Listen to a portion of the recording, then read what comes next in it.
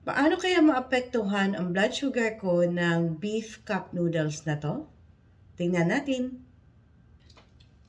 Ang una natin gawin ay i-check ang baseline natin.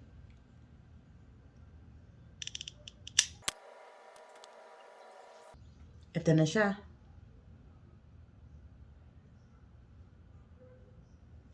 So that's 145.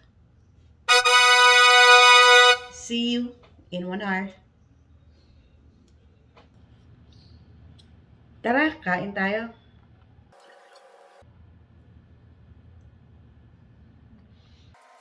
Minute. After 1 hour,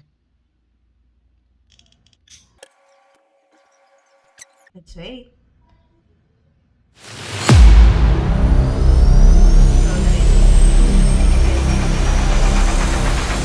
After 2 hours,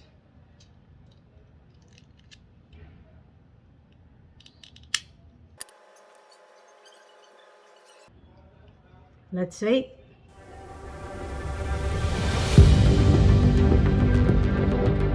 So our final glucose is 191.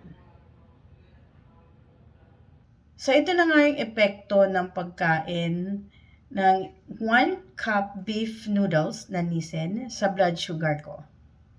So the baseline was 145 mg per dl. Then after an hour, it went up to 221, or that is by 76 points. And then in 2 hours time, it went down a little bit to 191. So if we are going to compare that to the baseline, it went up by 46 points.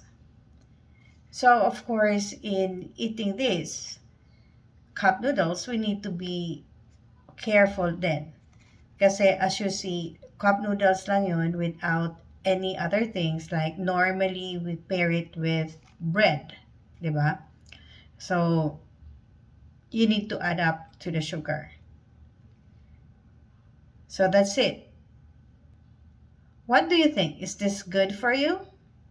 Would you eat this? Bye.